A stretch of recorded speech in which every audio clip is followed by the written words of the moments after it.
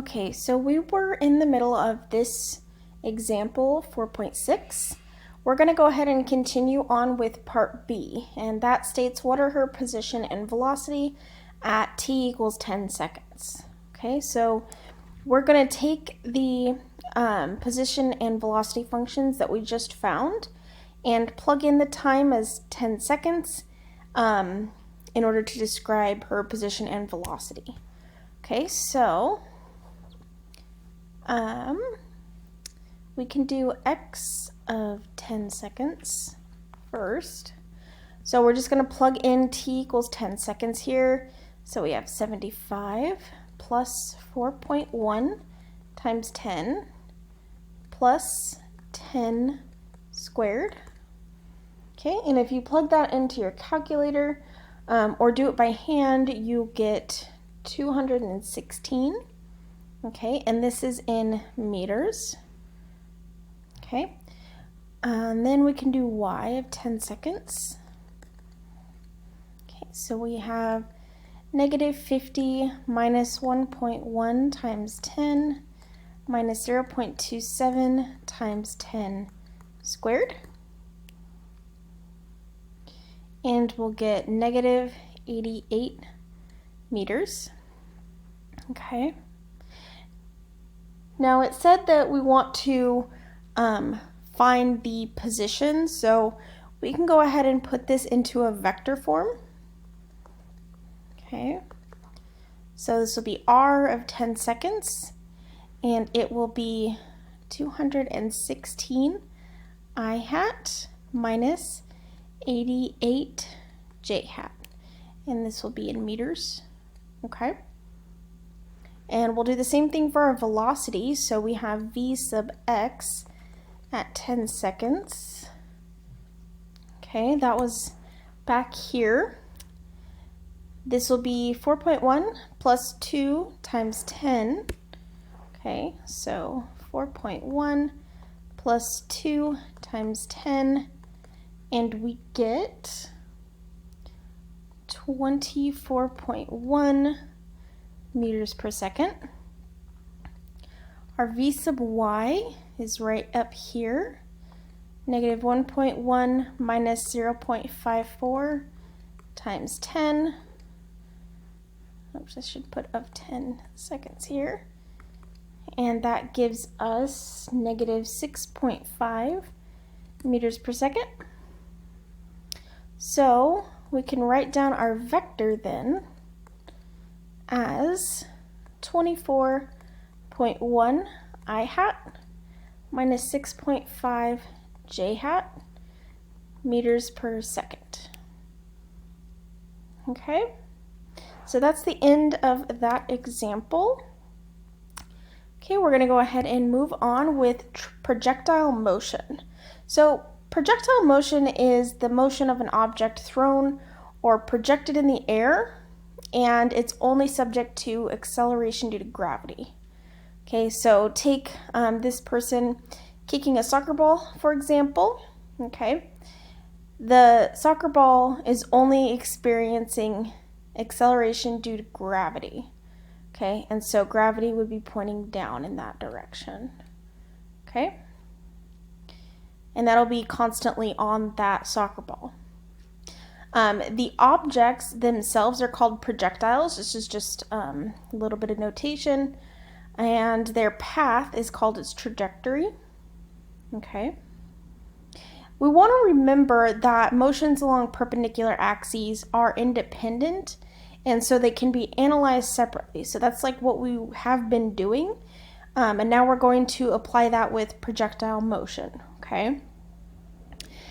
These are going to be our equations that we use. Okay, they're similar to what we've seen before. Okay, so this is our horizontal motion here, and then we have our vertical motion. Okay, so we saw something similar with free fall. Okay, but now we're looking in 2 dimensions. I want to note that our velocity in the x direction will remain constant throughout this motion, okay? So our velocity in the x direction will always be the same magnitude the entire time, okay? The vertical motion will vary, okay? So that's why we have so many more equations, and that is also because we're only considering acceleration due to gravity. So no other forces or anything involved, just gravity. And because gravity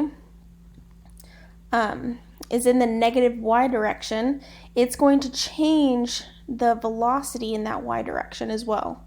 Okay, so when we looked at free fall, we looked at a tennis ball that was going up, right? So we had the tennis ball moving up, and then eventually it would stop and start coming back down. Okay, and the ball will start with some velocity and continue to decrease until it hits this maximum point, or I can call it y max if you want. And at that point, the velocity in the y direction equals 0. Okay, so this is at y max, at that maximum position. Okay, the velocity in the y direction is 0. Okay, the velocity in the x direction, I told you, remains the same. So it's constant. Okay. Okay, so these are the equations we're going to be using to describe the motion and projectile motion. Okay. And I wanted to give you guys a little bit of tips to problem solve, and this is in the textbook as well. So the first thing you'll want to do is break down the motion into your horizontal and vertical components, so the x and y components. Okay, you'll want to find the components of the displacement as well as the velocity. Okay, you can treat these as two independent 1D motions. So you'll use these equations over here, these kinematic equations, I should write that, kinematic equations here, okay, to describe the motion. And you'll then solve for your unknowns. And again, that's going to be in two separate motions. So you'll have your x components and your y components. Then you'll combine these quantities back and solve for the total displacement and velocity vectors. And we have been doing this, but it's going to be a little bit different just because we have the kinematic equations now to work with. Okay. Then you can solve for your magnitudes and the directions of the displacement and velocities. And I have those equations here. Okay. This can also just be R. I'm not sure why S, but it doesn't really matter. Okay, just know that this is the displacement. Okay, or I guess it would be delta R if it was displacement. And where this phi here is the direction of the displacement. Okay. All right, so this is your velocity, okay, and your magnitude of that velocity. All right, so this is another figure just kind of showing you projectile motion. So part A here shows you all of it in one graph here. Okay, but then it kind of breaks it down. So in part B, you can see that that horizontal component is constant, okay, of the velocity. The velocity is constant throughout. It's always going to be this little bit here, okay, of this motion. Now, the vertical component, like I was trying to show earlier, does have a constant acceleration, but it has a changing velocity. So changing velocity, I don't know why I couldn't spell that for a second there, in y axis, okay? And that's because of, because of gravity, okay? And so adding these two together, you can get your total velocity at any given point, okay? So this is how we'll be looking at our projectile motion, and we can do this starting with example 4.8, okay? It states a tennis player wins a match and hits a ball into the stadium, or the stands, not stadium, stands at 30 meters per second at an angle of 45 degrees above the horizontal. On its way down, the ball is caught by a spectator 10 meters above the point where the ball was hit. We want to calculate the time it takes the tennis ball to reach the spectator.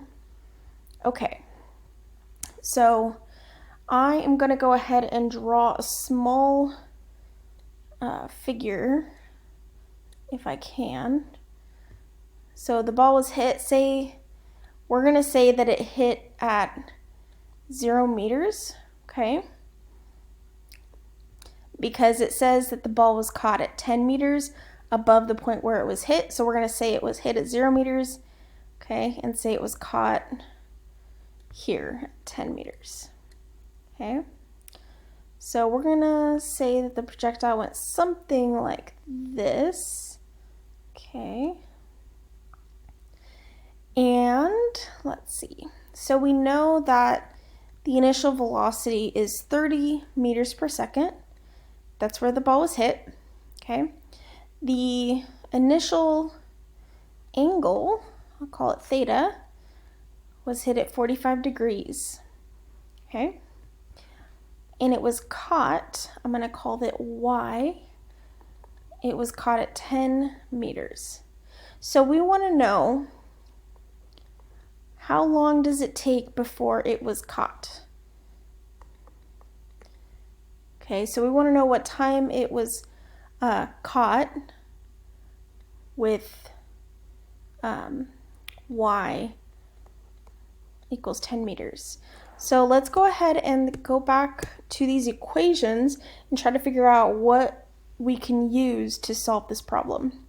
So our x doesn't change, so right now we're not really worried about the x component, okay, or the horizontal motion. We care about the vertical motion right now, okay? So we know our initial position in the y direction. We know our final position in the y direction, which is 10 meters, okay? We want to know time.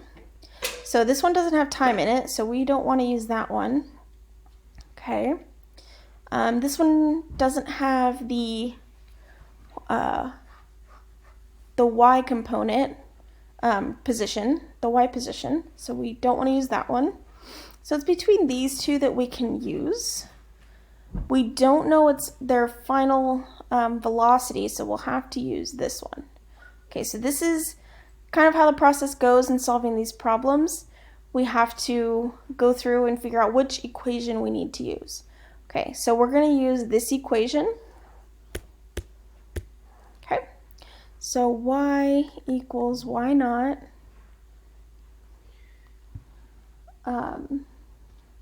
plus v naught yt minus 1/2 gt squared. Okay, so we need to figure out what v naught y is. So v naught y is going to be v naught times sine 45 degrees. And you can draw a triangle if you don't quite remember how to solve for this, and use some trig to do it. Okay, so plug in our v naught, which is 30 meters per second, and we get v naught y equals 21.2 meters per second. Okay, and I'm going to go ahead and pause here, and we'll continue in our next video solving this problem.